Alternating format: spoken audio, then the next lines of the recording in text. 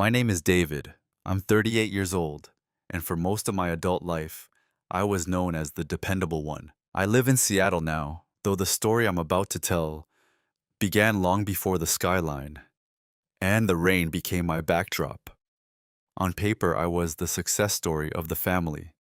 Founder, CEO, builder of a technology firm that took 10 years of 18-hour days, investor rejections, product failures, and stubborn belief to turn into something real. But if you ask the people closest to me back then, they wouldn't have described me as impressive. They would have said I was serious, too quiet, too rigid, not emotional enough. The kind of man who could be relied on to solve problems, but not the one you'd call first to celebrate. In my family, that translated to something even simpler. I was the stable one, the strong one, the one who didn't need protecting. My younger brother, on the other hand, was different, charismatic, magnetic, the kind of person who could walk into a room and have it orbit him within minutes. He made mistakes, loudly and often, but somehow, those mistakes were always reframed as passion, risk-taking, potential. If I built something carefully over a decade, it was expected. If he stumbled recklessly for a month, it was forgiven. This isn't a story about sibling rivalry, and it's not about revenge. It's about something quieter than that. It's about what happens when the person who is supposed to protect the foundation of your life decides that protecting someone else's pride matters more. My mother sold my company's trade secrets to our biggest competitor. She did it to pay off my brother's debt, and in doing so, she destroyed my 10-year career in a single night because she refused to let her golden boy face the consequences of his own actions. There was no dramatic explosion, no shouting match that shattered plates, no courtroom spectacle broadcast across headlines. What happened was quieter. Contracts dissolved. Investors withdrew. A competitor launched a product that mirrored ours too precisely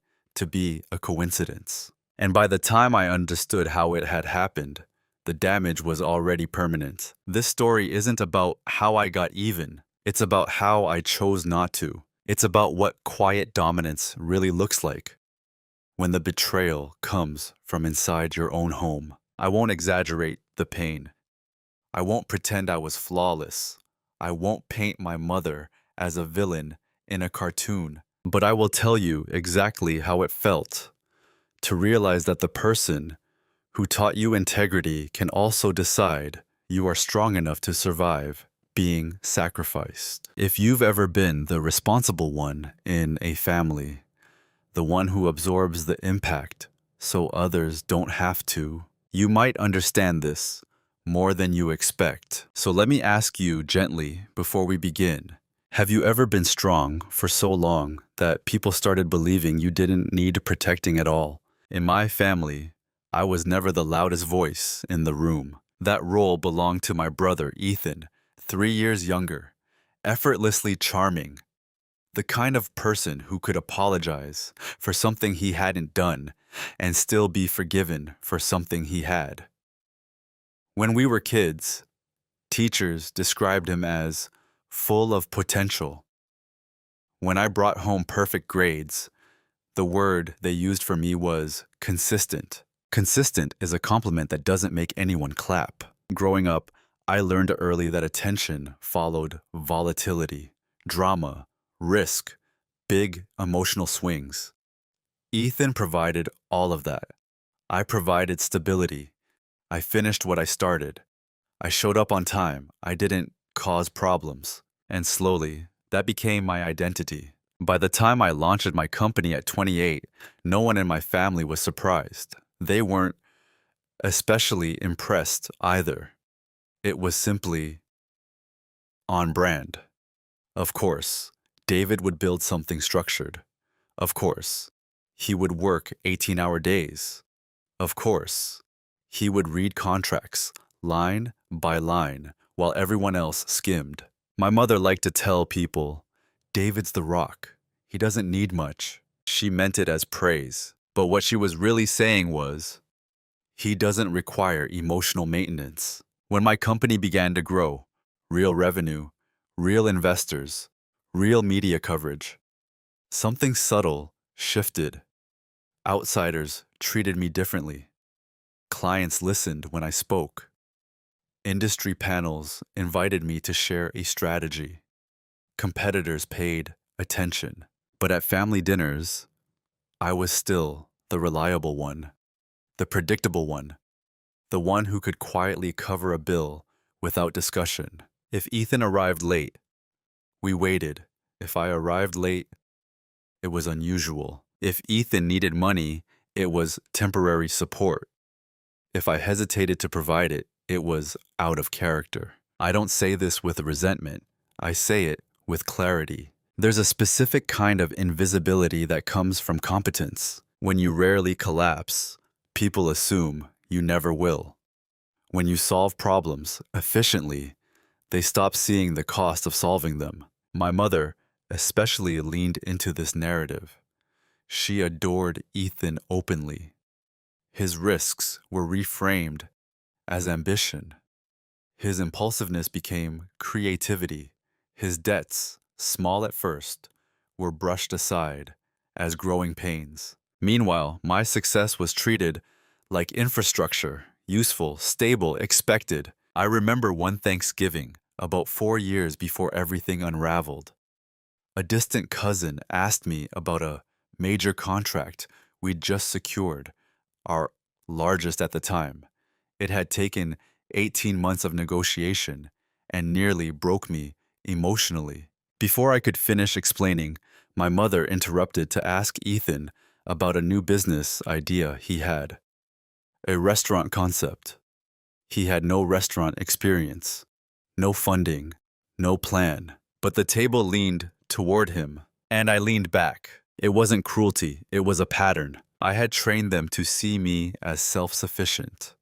I answered calls at midnight without complaint. I wired emergency funds without follow-up questions. I kept family tension low by absorbing it. Strength, when repeated long enough, becomes an expectation. They didn't think I needed defending. They didn't think I could be hurt in ways that mattered. And because I rarely objected, they assumed I agreed with the role they'd assigned me. Reliable, useful, emotionally low maintenance. What none of them understood was that I wasn't emotionless. I was observant, and observation has a long memory. Looking back, the first cut was so small that no one else would have noticed it. It didn't involve trade secrets. It didn't involve money being transferred behind my back. It didn't even involve my company directly. It was a sentence. We were sitting in my mother's kitchen on a Sunday afternoon. Ethan had just confessed, casually, almost theatrically, that he'd taken out another high-interest loan to bridge a failed crypto investment. He said it with a half-smile, like it was a story meant to entertain. The numbers weren't catastrophic yet, but they weren't small either. I remember asking, gently, "What's your plan to pay it back?" Not accusing, not confrontational, just practical. My mother's reaction was immediate. "David, not everything needs to be treated like a board meeting." The room laughed lightly. Even Ethan smirked. It was subtle, playful, harmless on the surface. But something in that moment lodged itself inside me, because what she was really saying was, "Your way of thinking is excessive here. Your caution is inconvenient. Your discipline makes people uncomfortable." Ethan's pattern of risk wasn't new. What was new was the scale. The amounts were creeping upward.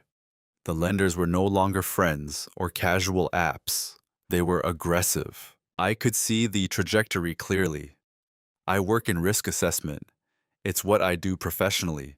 Identify vulnerabilities before they become breaches. And I was watching one form in real time. A week later, my mother called me privately. She spoke softly, like she was managing a delicate negotiation. Ethan's under a lot of pressure, she said. He doesn't need judgment right now. He needs support. I didn't judge him, I replied. You have a way of making people feel small without trying, she said. You always have. That one stayed with me because I hadn't raised my voice. I hadn't criticized. I hadn't even offered advice beyond a single question. But the implication was clear. My calm was intimidating. My stability was threatened. And in that framing, Ethan became fragile. Fragile people must be protected. Stable people can withstand discomfort. That was the logic. A month later, Ethan approached me for a short-term loan. He presented it like a business pitch. Projections, timelines, promises of repayment within 90 days. I reviewed everything carefully. The numbers didn't align. The timeline was unrealistic. I declined, but I did it respectfully. I can't fund this, I said, but I'll help you restructure your debt if you want. He didn't argue. He didn't plead. He just nodded. But my mother called me that night. You could have helped him, she said. You have the capacity. Capacity. That word again. As if my company's cash flow were family property. As if my 10 years of work were a shared safety net. I didn't explode. I didn't defend myself aggressively. I simply said, if I keep rescuing him, he'll never learn to build something stable. There was a long silence on the other end. Then she said something that, at the time, I thought was just emotional frustration. You don't understand him. You've never understood what it's like to struggle the way he does. That was the first real fracture, because I had struggled. I had just done it quietly. No one saw the investors who laughed at my first pitch deck. No one saw the months I paid my employees before paying myself. No one saw the panic attacks at 2 a.m. when payroll depended on one contract closing. My struggle wasn't dramatic enough to be visible, and in my mother's narrative, Ethan was the only one who needed saving. It was a small cut, a subtle reframing of reality. But from that point forward, I noticed something different in her tone whenever money and Ethan shared the same sentence. It wasn't hope, it was a calculation. And that was the first time I felt, not anger, but distance. The kind that forms when you realize someone you trust is willing to bend principles, as long as the bending benefits the person they love most. At the time, I told myself I was overthinking it. I always told myself that. After that afternoon in the kitchen, nothing dramatic changed. That was the unsettling part. There was no open conflict, no visible shift in loyalty, no obvious betrayal, just a series of small adjustments, so subtle that if I hadn't been paying attention, I might have missed them entirely. Ethan's debts grew quietly. At first, they were framed as temporary cash flow gaps, then as market timing issues, then as unfortunate partnerships. The language evolved, but the pattern didn't. And every time the subject surfaced, I noticed the same choreography. My questions were interpreted as criticism. His excuses were interpreted as stress. My caution became coldness. His impulsiveness became vulnerability. It wasn't that I was attacked outright. It was more refined than that. When I declined to fund another short-term bridge, my mother didn't argue. She sighed, a soft, disappointed exhale that carried more weight than any accusation. You've changed, she said once. I hadn't. What had changed was that I'd started drawing boundaries. But in families, where one person is used to absorbing impact, boundaries feel like betrayal. I tried to rationalize it. I told myself she was just afraid for him. That fear makes people unreasonable. That parents don't operate with balance when one child appears to be drowning. And Ethan, he leaned into that narrative effortlessly. He'd show up at family gatherings, looking slightly worn down, a little tired, a little defeated, not broken, just fragile enough to activate sympathy. Meanwhile, I would arrive from a 12-hour day at the office, composed, structured, calm. Guess who looked like he needed more support? There was one dinner in particular that crystallized everything. We were at a small Italian restaurant downtown. Ethan had just revealed that a lender was pressuring him. The way he described it made it sound almost predatory. My mother reached across the table and held his hand. "That's not fair," she whispered. I asked, evenly, "What were the loan terms?" Both of them looked at me as if I'd changed the subject to something vulgar. "That's not the point," she said. But it was the point. Terms matter. Agreements matter. Consequences are built into contracts for a reason. Still, I dropped it. Not because I agreed, but because I saw something I hadn't wanted to admit before. They didn't want solutions. They wanted relief. And relief, in their world, came from shielding Ethan from the full weight of his decisions. I began to notice smaller things too. Jokes about how I must have spreadsheets for emotions. Comments about how I value money more than people. Lighthearted on the surface, but repeated often enough to shape perception. And I let it continue. That's the part I own. I told myself it wasn't worth correcting every mischaracterization. I believed that long-term stability would speak louder than momentary misunderstanding. In business, that approach works. In family dynamics, silence can become consent. The more I stayed calm, the more they framed me as detached. The more I refused to rescue, the more they framed me as withholding. It was a slow reframing of my character, not villainous, just less human. I think my mother consciously decided to diminish me. I think she convinced herself that I was unaffected, that I didn't need affirmation, that I operated above emotional terrain. When someone believes you're unbreakable, they stop checking for cracks. And in that environment, disrespect doesn't feel like an attack. It feels like background noise, until one day you realize the noise has been shaping decisions behind your back. At the time, though, I still believed there was a line she wouldn't cross. I was wrong. There's a moment in every family dynamic when you realize you're no longer reacting to situations. You're playing a role. For me, that realization didn't arrive with anger. It arrived with exhaustion. By the time Ethan's debts crossed into six figures, the pattern had fully solidified. He was the visionary under pressure. I was the institutional safety net. No one had ever said it explicitly. There was no meeting where this was agreed upon.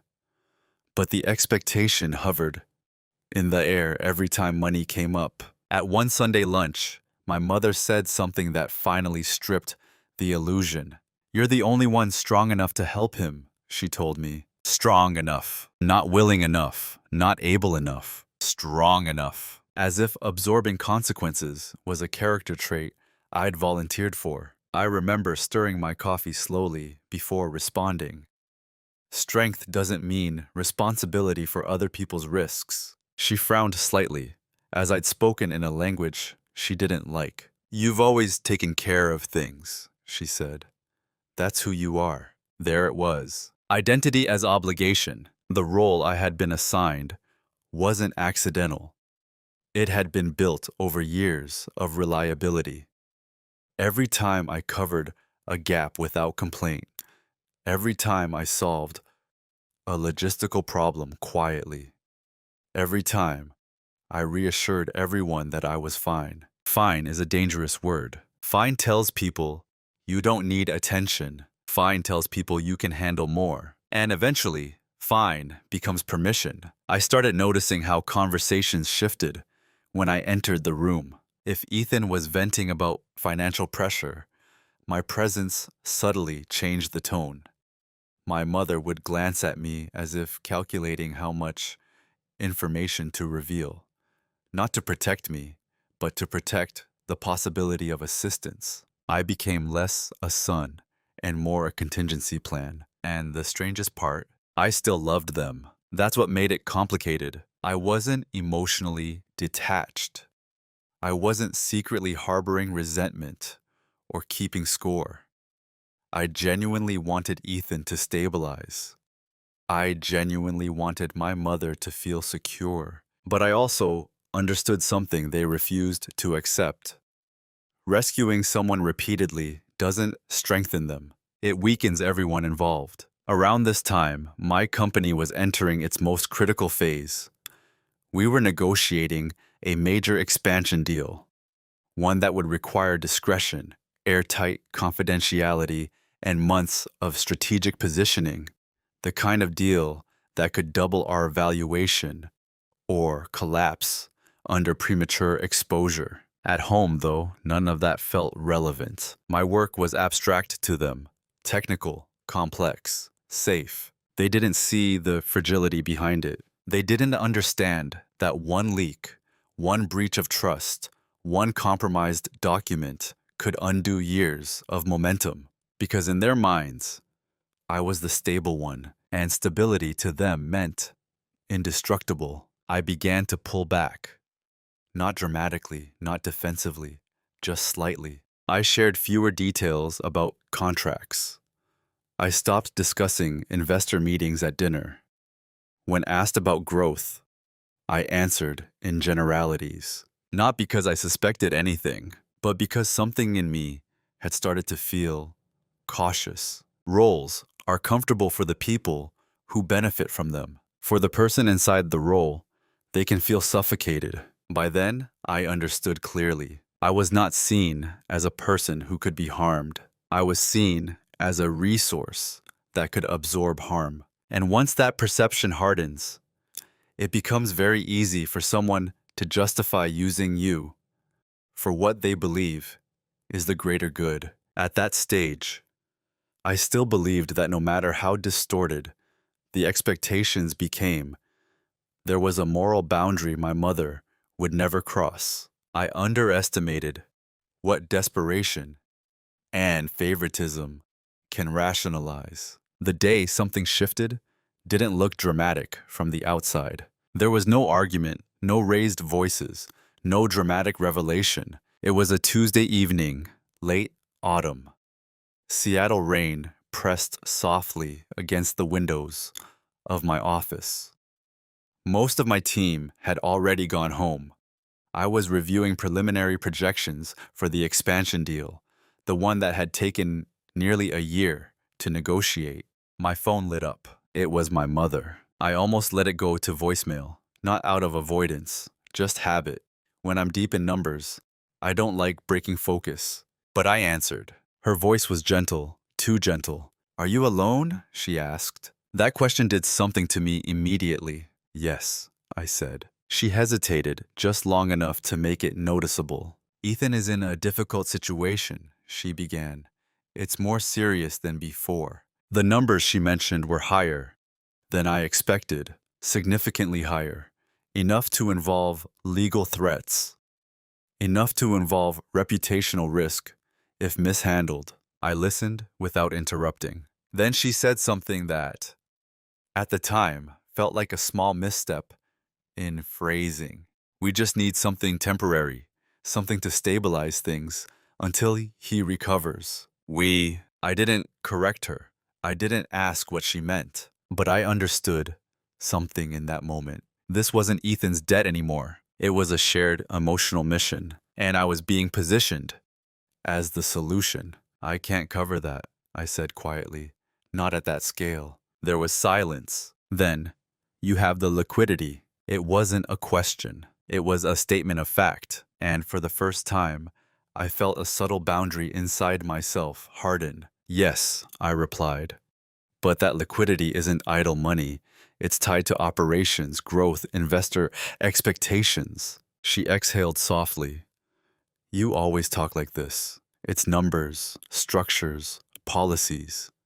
Sometimes family requires flexibility." Flexibility, another word that sounds virtuous, until you examine who is expected to bend. "I won't jeopardize my company to patch over this," I said, calm, measured, final. Her tone changed. Not angry, not loud, just colder. I didn't raise you to value business over blood. That sentence didn't hurt because it was cruel. It hurt because it was untrue. I valued responsibility, accountability, sustainability. But in her narrative, refusing to sacrifice everything for Ethan equaled moral failure. We ended the call without a resolution. I sat in my office long after the rain stopped, and that's when the shift happened.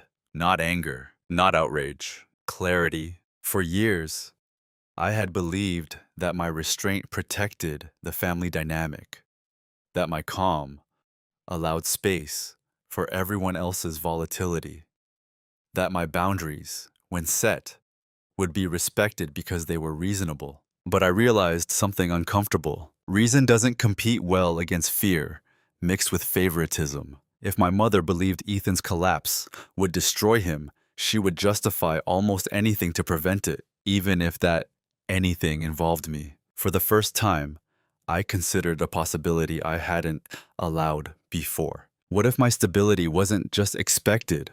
What if it was being quietly leveraged? I didn't accuse. I didn't confront. I didn't even mention the thought to anyone. But that night, I reviewed something I hadn't revisited in months. Our internal data access logs. Not because I suspected my mother, but because something inside me said, be certain. When trust feels slightly misaligned, quiet verification isn't paranoia. It's discipline. That was the night I stopped assuming that love guaranteed protection and started understanding that protection sometimes requires distance. After that Tuesday night, I didn't change my tone. I changed my posture. Externally, nothing dramatic shifted. I still showed up to family dinners. I still answered calls. I still asked Ethan how things were going. If anything, I became even calmer. But internally, my silence stopped being passive. It became deliberate. There's a difference between not speaking because you want to keep the peace and not speaking because you're observing the pattern. I began sharing less about the company, not abruptly, not suspiciously, just gradually, where I once might have explained the scale of a contract or the sensitivity of a negotiation.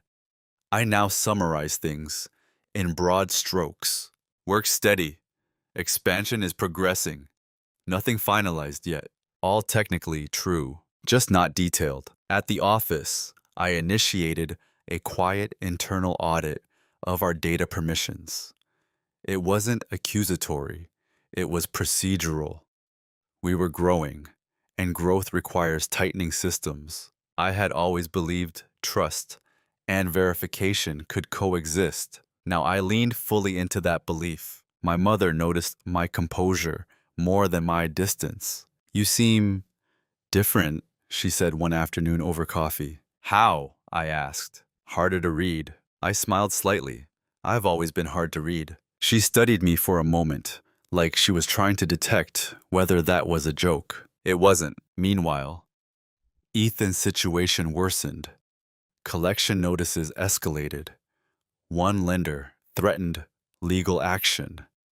The urgency in my mother's voice grew sharper with each call, but I didn't argue anymore. When she implied that I could do more, I didn't defend myself. When she said, "You'll regret not helping," I didn't react. Silence unsettles people who are used to emotional negotiation. They expect resistance, or justification, or visible guilt. What they don't expect is calm non-participation. Ethan tried once more to approach me directly. We met at a quiet bar downtown.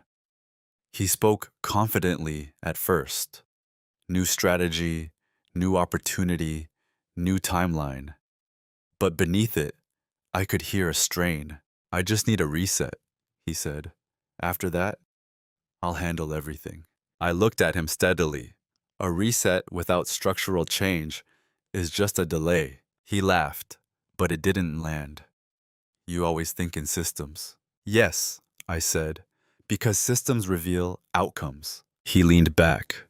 You know Mom's worried. I know, I replied. There was a pause. "You could fix this," he added quietly. I didn't answer immediately. "Fixing it once won't fix it permanently," I said, "and I won't build a pattern I can't sustain." He shook his head, like I was missing something obvious. Maybe I was, but what neither of them realized was this. My silence wasn't detachment, it was an assessment. At work, we had entered the final phase of negotiations for the expansion.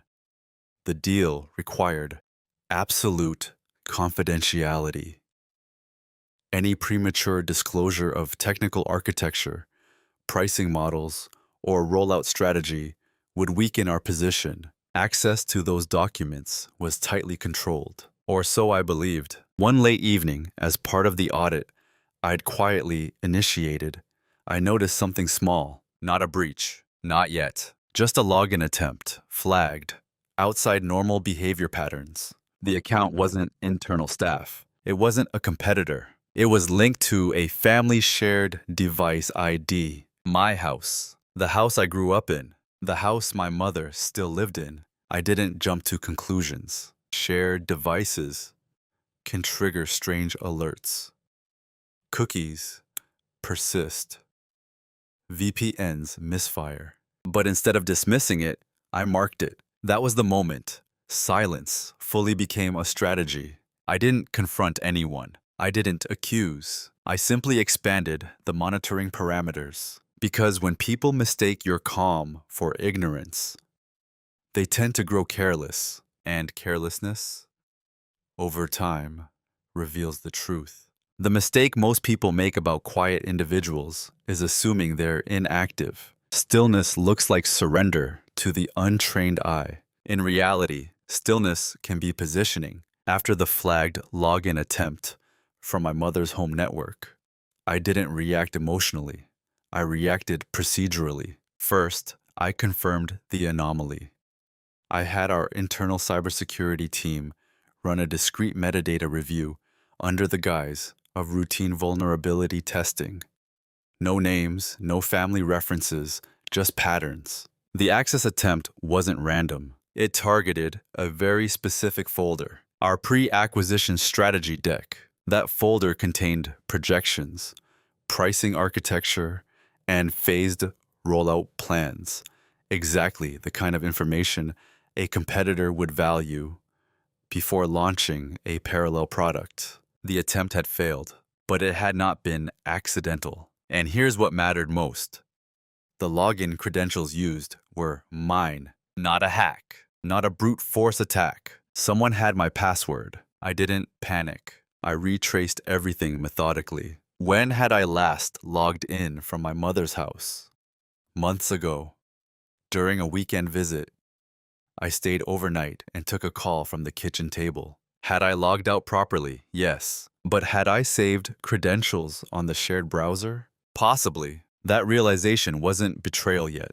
It was vulnerability. So I did 3 things immediately. I changed every credential across every system. I enabled hardware-based 2-factor authentication, and I created a silent shadow environment, a mirrored internal tracking system that flagged even the smallest access attempt tied to previously associated devices. I didn't inform the board. I didn't tell my legal team. Not yet, because I needed clarity before escalation. At the same time, I began something else. Documentation. Every call from my mother references urgency.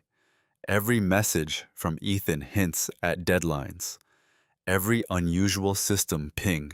Time-stamped, archived, secured. Not for revenge, for pattern recognition. There's a psychological phenomenon I've studied in business negotiations. Incremental moral compromise. People rarely leap directly into betrayal. They step into it gradually, justifying each movement as necessary. If my mother had accessed my credentials accidentally, she would have called me. If she had stumbled into sensitive material unintentionally, she would have apologized. There was no call. Instead, 3 days later, another access attempt occurred. Different device this time. Same target folder. Failed again. That's when I understood something I had resisted naming. This wasn't curiosity, it was intent. Still, I remained outwardly unchanged. I attended Sunday dinner. I asked Ethan how he was holding up. He looked thinner, more anxious, more pressured. My mother watched me carefully that evening, not with affection, with evaluation, like she was measuring how much I knew. And here's what they never noticed. While they were focused on immediate survival, on debt collectors, on pride, on protecting the golden boy, I was widening the lens. I requested a competitive intelligence report on our largest rival.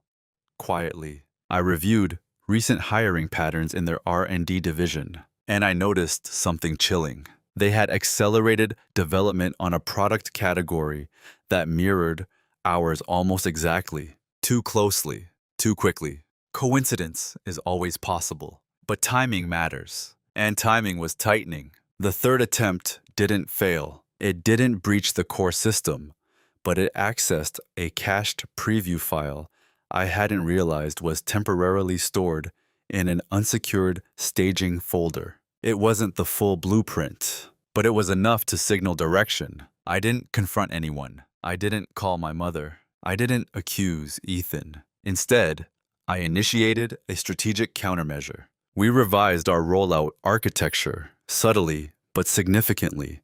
The version in development would no longer match the leaked preview trajectory. If someone were feeding partial information externally, it would now lead to flawed assumptions. I didn't feel triumphant. I felt calm because at that point, I understood the shape of what was unfolding. And the most dangerous thing in any system is not hostility. It's an underestimation. They believed my silence meant ignorance. They believed my restraint meant compliance. What they never noticed was that I had stopped playing the assigned role weeks ago. And once you step out of a role, you begin seeing the entire structure differently. The confirmation didn't arrive in a dramatic burst. It arrived in a file transfer log. 2 weeks after the third access attempt, our largest competitor announced a strategic preview event for a new product line. The timing was aggressive, earlier than analysts expected, earlier than their hiring patterns suggested they were ready for. I watched the live stream alone in my office, slide by slide.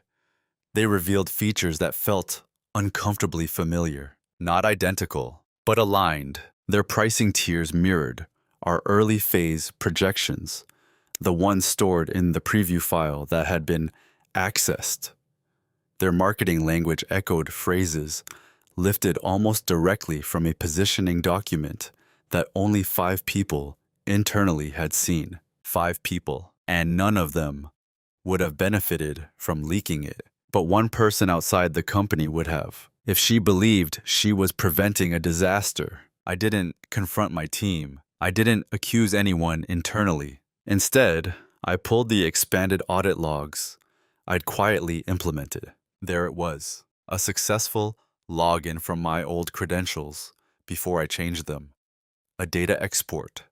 A compressed file was created, transferred to a private email address. The email address wasn't my brother's. It was my mother's. The timestamp aligned precisely with the week she had called about needing something temporary.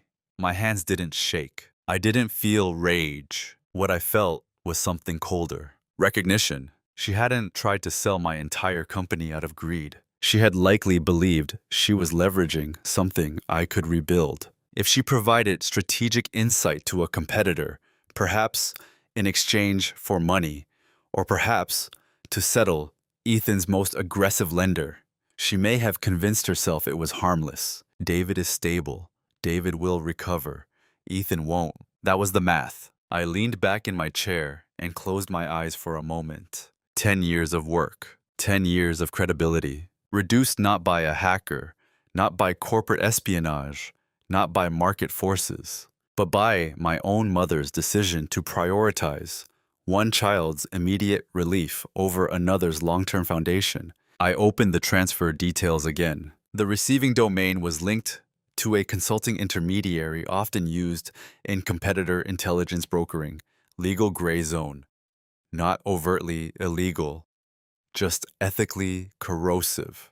Payment records weren't visible to me, but I didn't need them. 3 days after the transfer, Ethan's most urgent debt had been settled.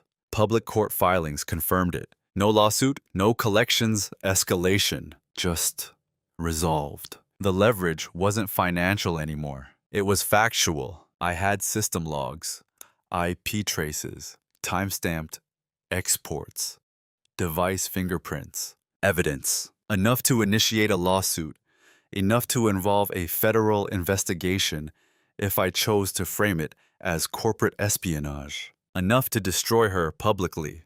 I didn't feel satisfied holding that information. I felt clarity, because leverage isn't about power over someone, it's about options. And for the first time in this entire sequence, I wasn't reacting. I was choosing. I understood the full scope now. She destroyed my 10-year career in one night because she refused to let her golden boy face the consequences of his actions. And she likely believed I would never discover it. Or if I did, that I would absorb it, like I always had. I didn't call her. I didn't confront Ethan. Instead, I scheduled a meeting with our board, not to accuse, but to pivot. If a competitor thought they had insight into our trajectory, I would let them build toward a ghost. And then I would step somewhere else entirely. Quiet dominance doesn't erupt, it recalibrates. That night, I went home, removed my watch, the one my father gave me at 18, and placed it on the dresser carefully, not because I was angry, but because something had ended, and something else was about to begin. When betrayal is confirmed, people assume the next step is confrontation. For me, it wasn't. It was an evaluation. I had 3 clear options in front of me. The first was nuclear. I could initiate immediate legal action, civil and potentially criminal. The logs were airtight, unauthorized access, data export, transfer to a third-party intermediary connected to a direct competitor. Even if her intention had been to borrow leverage rather than sabotage, the legal framing would not be kind. It would be public. It would be humiliating, and it would destroy whatever remained of our family. The second option was private confrontation followed by conditional silence. I could call her, present the evidence, offer protection in exchange for full cooperation, recovery of funds, written acknowledgement, and repayment plans. Contain the damage quietly, preserve her dignity externally.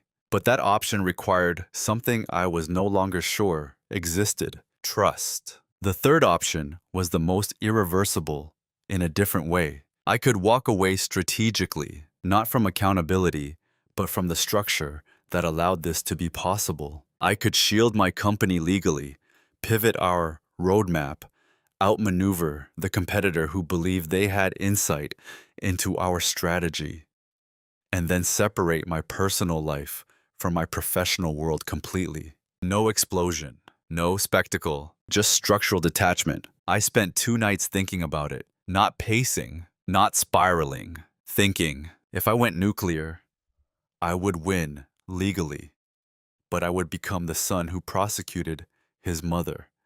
That label would outlive any settlement. If I confronted her privately, she might apologize. She might cry. She might insist she had no choice. And maybe she believed that. But an apology doesn't reverse data transfer. It doesn't rebuild investor confidence once suspicion spreads, and it doesn't fix the underlying pattern. She believed I was strong enough to sacrifice. The third option required patience. It required allowing the competitor to proceed with flawed assumptions while we adjusted behind the curtain. It required me to stop being the family's safety net permanently, not temporarily, permanently. That was the irreversible part. Because once you remove yourself from a role people depend on. You don't get reinserted gently. You become distant, cold, unreachable. I thought about my father. He passed away years ago, before the company ever scaled. He had been quiet like me, not emotionally expressive, but principled. His advice had always been simple. Protect what you build, not with anger, with structure. Structure, not emotion, not revenge. Structure. By the third morning, my decision felt obvious. I wouldn't prosecute her. I wouldn't confront her. Not yet. I would protect the company. I would reposition the strategy. I would create legal insulation that made future interference impossible. And I would remove myself from the family's financial equation entirely. No more emergency transfers. No more liquidity discussions. No more access, digital or otherwise. The competitor would launch based on partial intelligence. We would launch on a different axis entirely. Investors would see the pivot as innovation. The market would interpret it as foresight. And my mother would not understand what had happened until it was too late to reverse. Not because I wanted her confused, but because clarity was something she had chosen to bypass when she opened that file. The irreversible choice wasn't punishment. It was a separation. Once I made it, I felt something unexpected, relief, because for the first time in years, I wasn't operating inside the role they assigned me. I was operating inside my own code, and that code doesn't shout. It recalculates. Once the decision was made, everything became procedural. No dramatic announcements, no late-night confrontations, no emotional declarations, just movement. The first step was internal containment. I convened a closed executive session with the board under the pretext of competitive volatility risk. I presented the competitors' accelerated launch timeline, their suspicious alignment with our early projections, and the need for an immediate strategic pivot. I did not mention my mother. I did not mention the data logs. Instead, I framed it as a market intelligence adaptation. We proceed as planned, I told them, and we fight on predictable ground. Or we shift now and redefine the terrain. Investors prefer foresight over blame. They approved the pivot unanimously. Phase 2 was architectural. We restructured the product roadmap quietly but decisively. Core features were resequenced, pricing models adjusted, rollout regions reordered. The version we would bring to market would not resemble the preview files that had been accessed. Meanwhile, I instructed legal counsel to update all access governance policies. Personal device restrictions tightened. Credential storage protocols overhauled. Historical shared device trust tokens invalidated. No one questioned it. Growing companies upgrade security all the time. At home, nothing appeared different. My mother called to ask how the expansion was going. Steady? I replied. Ethan texted once. Things are stabilizing. Thanks for not making it worse. That sentence told me everything. He believed the crisis had passed. He believed the pressure had dissolved naturally. He did not know the cost of that stability, and I did not enlighten him. The competitor launched their preview product. Exactly 6 weeks later, analysts praised their boldness. Industry blogs speculated they had outmaneuvered us. Internally, my team remained composed, because our actual launch would now target a different vertical entirely, one they had not anticipated. The real shift, though, was personal. I removed my mother from every informal layer of proximity. No more overnight stays where devices might sync. No more casual Wi-Fi connections. No more business discussions, even in passing. I transferred my personal finances into a blind trust structure that eliminated visible liquidity indicators. If she checked public filings or inferred capacity, she would see opacity, not punishment. Boundary. I also made one more decision, subtle but definitive. I restructured my will, not out of spite, out of clarity. Legacy follows values, and values require alignment. Weeks passed. The competitor's product entered beta testing. Reviews were mixed. The architecture they built, based on partial insight, had inefficiencies we had already abandoned during our pivot. They had invested heavily in a direction we no longer occupied. The market began to notice the cracks. Still, at home, my mother sounded relieved. "Ethan's finally breathing again," she said one afternoon. "I'm glad," I replied. And I meant it. Because here's the truth. I never wanted him to collapse. I just refused to collapse in his place. The silence I maintained wasn't avoidance. It was containment. When people expect confrontation, they brace for impact. When they expect rescue, they relax. Neither is prepared for quiet withdrawal. And withdrawal, when done structurally, reshapes reality without raising a voice. The consequences hadn't surfaced yet, but momentum had shifted. And momentum, once redirected, rarely returns to its original path. Consequences rarely announce themselves. They unfold. At first, the competitors' beta reviews were framed as early-stage friction. Industry commentators used generous language, ambitious, complex, ahead of its time. But beneath the praise, there were patterns. Performance instability, over-engineered workflows, pricing tiers that confused mid-sized clients. They had built toward a projection that no longer existed. Meanwhile, we launched quietly. No flashy preview event, no dramatic promises. Just a targeted release into a vertical we had pivoted toward. One the competitor hadn't anticipated because it wasn't in the leaked preview files. Adoption was steady, then strong, then accelerating. Investors who had briefly questioned our delay now praised our strategic patience. Market analysts began using a new phrase in their write-ups: disciplined execution. Inside the company, morale solidified. My team didn't know the full story, but they felt the stability. They felt that we had navigated something volatile without panic. Externally, it looked like competitive intelligence. Internally, I knew it had been survival. At home, the shift was subtler. Ethan's temporary relief didn't evolve into a transformation. Without the immediate pressure of aggressive lenders, he returned to familiar patterns.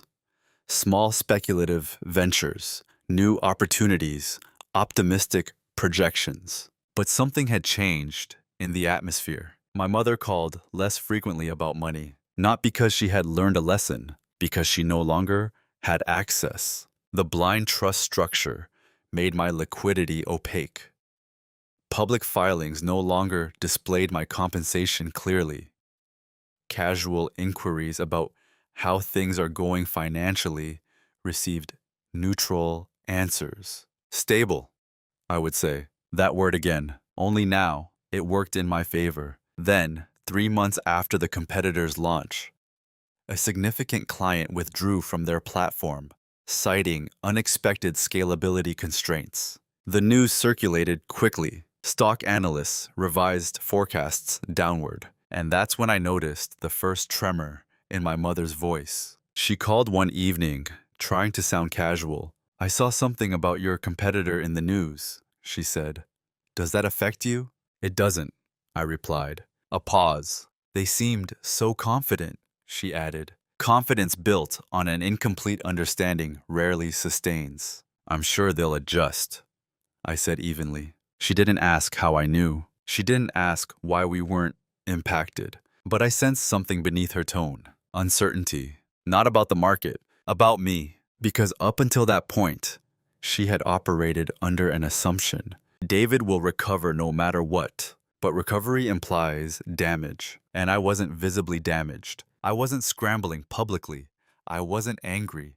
I wasn't seeking sympathy. I was steady. and that steadiness began to unsettle her. Ethan felt it too. During a family dinner, he made an offhand comment. "You've been quiet lately, more than usual." "I've been focused," I replied. He nodded slowly, like he was trying to interpret something unspoken. What they didn't realize was this: the consequences weren't designed to hurt them. They were designed to remove me from the pattern permanently. And patterns, once broken, create disorientation.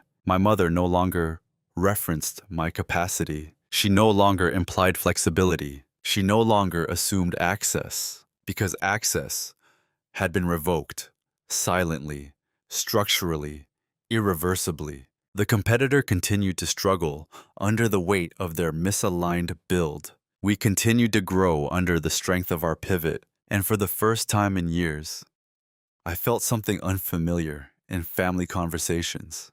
Distance, not anger, not resentment.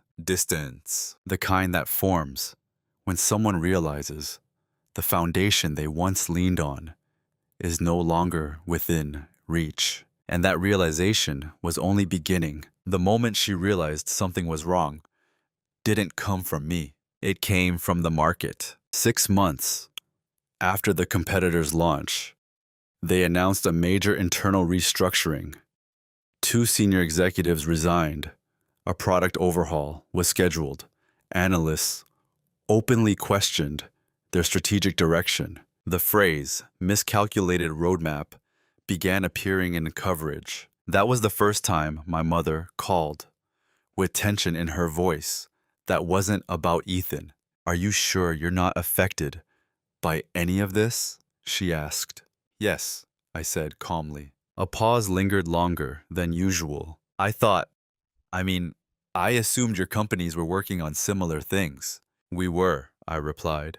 "We adjusted." That word landed between us. Adjusted? She went quiet, because if we had adjusted, it meant we had changed course after the data transfer. And if we had changed course, it meant one of 2 things. Either I had sensed competitive movement naturally, or I had known something was compromised. I didn't elaborate. She didn't press. But the air felt different. A week later, she asked to meet in person. We sat at the same kitchen table where months earlier she had said, "I valued business over blood." This time, she didn't begin with Ethan. She began with hesitation.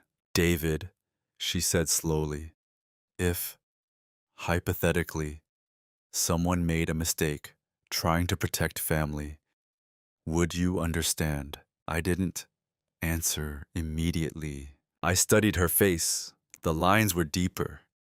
The confidence she usually carried had thinned. "Mistakes depend on intent and impact," I said carefully. "And if the intent was good?" she asked. "Impact still exists." Her eyes flickered. "You've been distant," she said. "More guarded." "Yes." "Because of work?" "Because of clarity." She swallowed. "I never meant to hurt you." That was the closest she came to acknowledgement. Not a confession, not a full admission, but enough. "You didn't think you were hurting me," I replied. "You thought I could absorb it." Her silence confirmed it. In her mind, she hadn't destroyed my career maliciously. She had leveraged something rebuildable to save something fragile. She had believed I would survive, and I had. Just not in the way she expected. "You could have told me," she whispered. I would have said no. She flinched, not at the firmness, but at the truth. "And Ethan," she began. "Ethan needed consequences," I said gently, "not insulation." Tears welled in her eyes. Not dramatic, not theatrical, just the slow realization that the structure she relied on had shifted. "You changed," she said again. "No," I answered quietly. I stopped volunteering.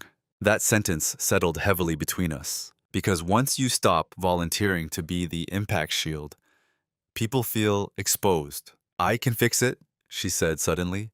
"If there's anything I can undo." "There isn't," I replied. Not cruel, not cold, just final. The data was transferred. The competitor built on flawed assumptions. The market corrected them. We pivoted. The company survived. But something else had permanently restructured. Trust. And trust, once altered at that depth, doesn't return to its previous shape. She wasn't panicking about legal consequences. She was panicking about access, about proximity, about the realization that the son she relied on structurally no longer stood in the same place. And by the time she understood that shift, it was too late to reverse. The actual confrontation, when it came, was almost quiet enough to miss. No raised voices, no accusations, no dramatic declarations. Just truth, placed carefully on the table. It happened 2 weeks after our conversation in the kitchen. My mother asked if I would come by again, just to talk. Ethan was there when I arrived, which told me she had decided partial honesty wasn't enough. He looked uneasy, not defensive, just uncertain. We sat in the living room this time. My mother didn't circle the subject. "I need to say it clearly," she began. "I accessed your files." Ethan's head snapped toward her. He hadn't known the full scope. "I didn't understand how serious it was," she continued. "I thought it was strategic information, not something that would collapse everything." "It could have," I said calmly. She nodded, tears forming but not falling. "I was trying to buy time," she whispered. "For him." Ethan stared at the floor. "How?" he asked quietly. She hesitated, then answered. "I reached out to someone who said competitors pay for insights. I thought if I shared direction, it would settle the most urgent debts, just enough to stop the pressure." Ethan looked sick. "You used his company," he said, voice strained. "I thought he'd recover," she said again. There it was, the assumption that had powered every decision. I didn't interrupt. I didn't defend myself.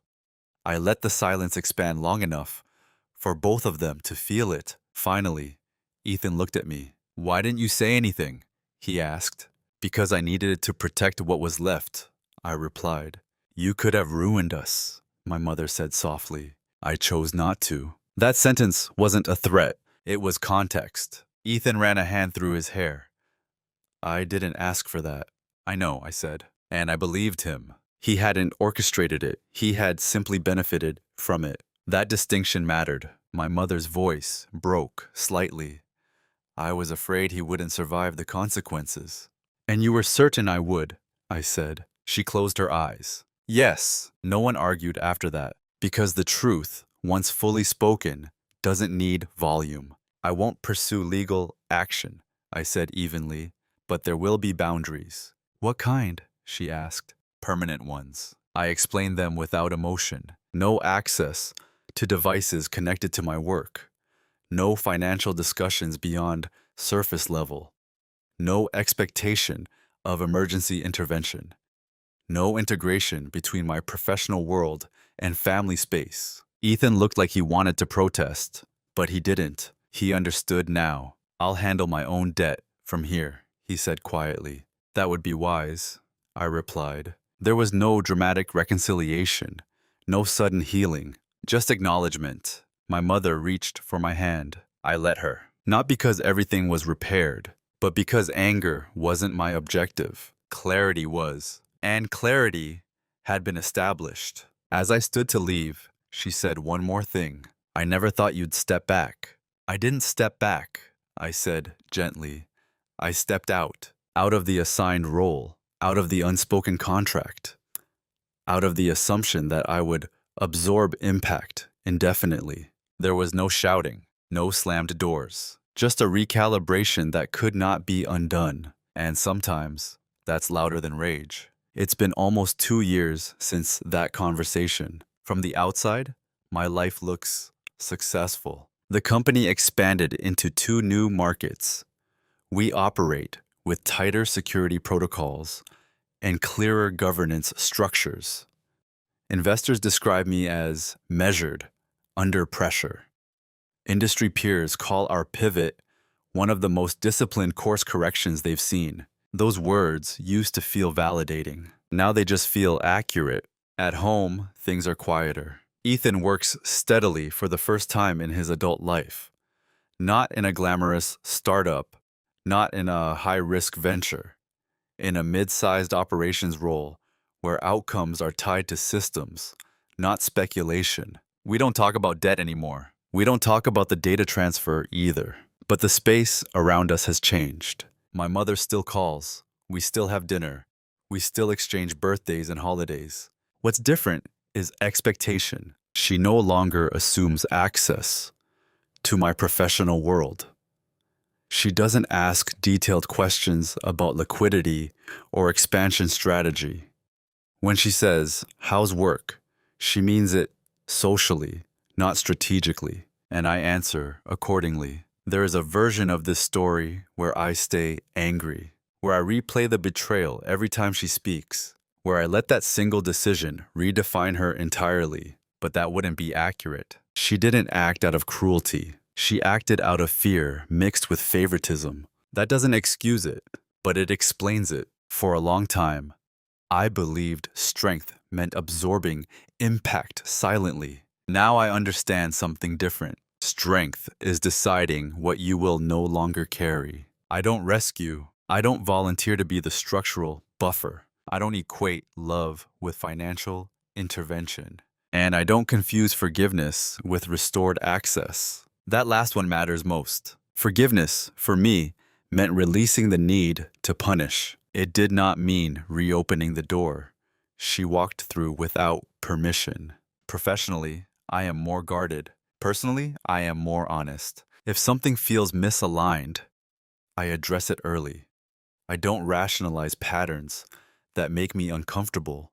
I don't tell myself I'm overthinking when my instincts register inconsistency. The biggest change, though, isn't in my company or my family. It's internal. For the first time in my life, I no longer measure my value by how much pressure I can withstand for others. I measure it by alignment. Whether my actions reflect my code, protect what you build, never humiliate, never act in rage, let consequences speak without cruelty. That's who I am now, not colder, not detached, just no longer available for sacrifice, disguised as love. And there's a quiet kind of peace in that. If you've stayed with me this long, you might be expecting a dramatic moral, a warning about betrayal, a lesson about cutting people off, a declaration that success is the best revenge. But that wouldn't be honest. The truth is simpler and harder. My mother sold my company's trade secrets to our rivals to pay off my brother's debt. She destroyed my 10-year career in one night because she refused to let her golden boy face the consequences of his actions. And I chose not to destroy her in return, not because it didn't hurt, not because it wasn't unjust, but because I understood something that took me almost 4 decades to learn. When people see you as strong, they may justify using your strength as a resource. If you never redefine that perception, it becomes your permanent role. The real turning point in this story wasn't the data transfer. It wasn't the competitor's failed launch. It wasn't even the confrontation. It was the moment I stopped volunteering to be the family's impact shield. Quiet dominance isn't about overpowering someone. It's about refusing to participate in dynamics that diminish you. It's about protecting what you build without humiliating the people who misunderstood your resilience. It's about letting consequences unfold without adding cruelty to them. My brother had to face his own patterns eventually. My mother had to sit with the knowledge that fear drove her to cross a line she once believed she'd never approach. And I had to accept that love without boundaries is not a virtue. It's vulnerability. If you're the responsible one in your family, if you're the one who rarely collapses, if people assume you can handle anything, ask yourself this: are you being respected for your strength? Or are you being relied on to absorb what others refuse to face? I'm not bitter. I'm not triumphant. I'm simply clear. And sometimes, clarity is the most powerful form of closure. I'd like to hear from you. Have you ever had to step out of a role that everyone assumed you would play forever?